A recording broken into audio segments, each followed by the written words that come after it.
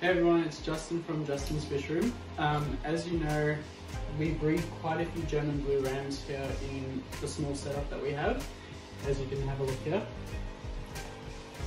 So we have our 2-week-olds there, and we have a bunch of 1-week-olds in here, all sleeping at the back there.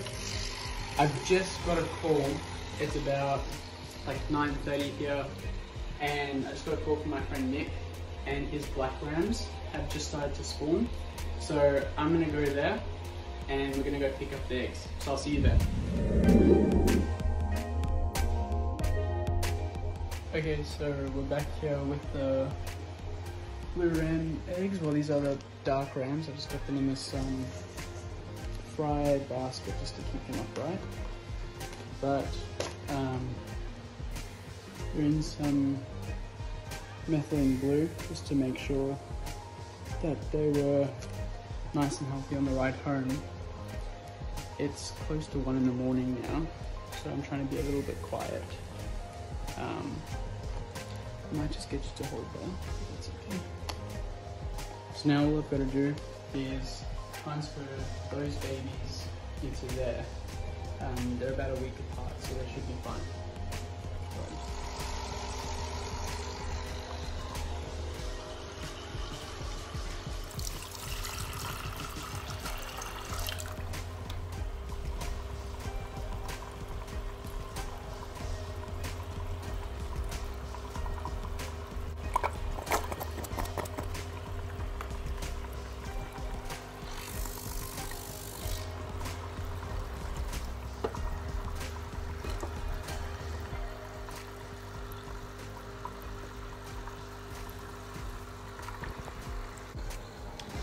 Alrighty, so this is our finished setup. So our black ram eggs are there in the bottom. So they should hatch in the next 2 days.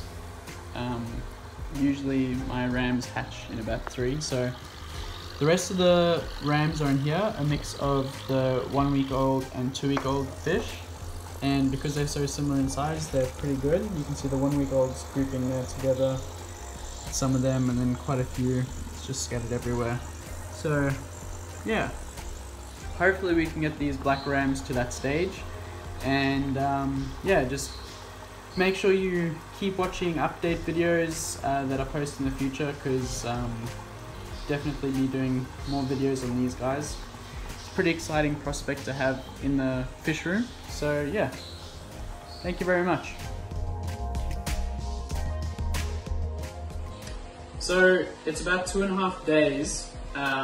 And we do have a bit of a surprise going on in the black ram hatch out container. If you come and have a look, we have some wrigglers, and quite astonishingly we got over 99% hatch rate, which is amazing. So all I did was use some multi-cure and fresh water, and yeah, they just did really well. So I don't know if you can see on camera, but they've all hatched except for the white ones that you can see. Those are all infertile eggs. So in total we have about 4 or 5 of those, which is amazing. And yeah, so here you can see I've removed the wrigglers off the pot and into their container. So I don't know if you can see, there's quite a few of them actually. So at the moment I don't have the air stone in because it's quite hard to see the fry with the bubbles going. But I'll try and get a really close up, if I can, of this fry. So there you go. You can see why they call them wrigglers. So here we are on day 3, and the egg yolks have decreased in size quite a bit. As you can see, they are starting to get a lot more mobile, so starting to, like that little guy there, starting to wriggle quite a bit. We haven't had any fatalities over the last 48 hours, which is great. And yeah, so these guys should start free swimming soon. Probably in the next 24 to 48 hours. So you can see them really close there, starting to really become mobile, develop their eyes, and starting to get quite a bit of pigmentation on the side. Alrighty, so I just thought I'd share with you here, this is actually my pair spawning as I was recording the fry, and you'll see the female gets quite protective of her spawning site. Here she comes. And I thought it would just be a great opportunity to show you guys, as the viewers, the process of German blue rams spawning. And in particular, you can see that they have chosen a flat surface, a pebble, in amongst a forest of Cambomba, where there's limited flow and maximum privacy. So yeah, I thought I'd just share this with you as a little bit of a break for the next step of our fry development. Alrighty, so you can see it's a day later and we've got some free swimmers. So we've got quite a few confident little fry over there, just looking for some food. And we've got the late bloomers just kind of chilling, giving each other some moral support down there. That's okay, because we got heaps of really good wrigglers, free swimmers, sorry. So this is awesome. So now the next stage is my particulate matter food. It looks really gross, but that is actually just hard-boiled egg yolk. So I just kind of just smush it around and dissolve it in some of their own water. And then what I'll do is I'll add a bit more water there. And you just want to use the particulate stuff. You don't want to use too much of the giant chunks, because those chunks will just become off. So I'm just slurping stuff off the top and then just introducing it, especially where they're swimming.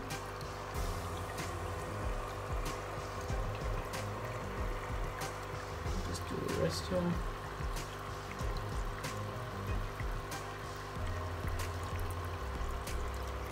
And I might get a few chunks in there, which is not a big problem because I'll just suck them out with the pipette. Alrighty. So that is the main thing I needed to do now. So let's see if I can try get a few particles, or even some fry eating would be nice.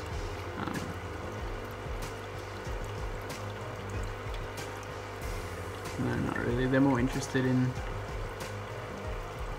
swimming at the moment, which is good. They don't actually need to eat right now, so they're doing a good job.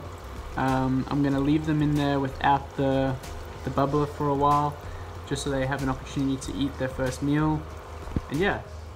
So I thought I'd just show you a clip of some of my juveniles that I have, just to prove to you that I'm not just talking with no experience. I've raised over 600 fry already, and I've already produced probably close to 2,000.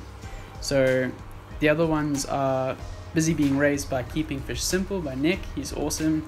And yeah, we just keep producing more. So this is definitely from experience, not in vain at all. And yeah. Alrighty guys, so there you have it. So I think the main things to take home from this video are, when you get the eggs, just make sure that you put Multicure or methylene blue, something that'll stop the fungus from growing on the eggs. Because once one unviable or infertile egg has a fungus, it can spread to the good eggs, and you don't want that. That can reduce your hatch rate quite a bit. So that's one. Two, I would say, is just watch them carefully. The more intent you are with understanding what's going on with the fish, the better in the long run, because then you can act really quickly. So that's things like if you find that, I don't know, a cat or a dog hair's fallen in, just get it out straight away, because something like that can collect a lot of organic matter, And what I've found in the past is that organic matter creates like a net, and the fish get stuck in it and die that way. So to minimize fatalities, you can do all sorts of little things. Just make sure the water is pristine, so there's no giant bits of organic matter. You're doing like up to 80% water changes every day. You can do it with tap water depending on where you are in the world, or just your community fish tank water if it's clean. And yeah, so, and then when it comes to feeding, this is where a lot of people get it wrong.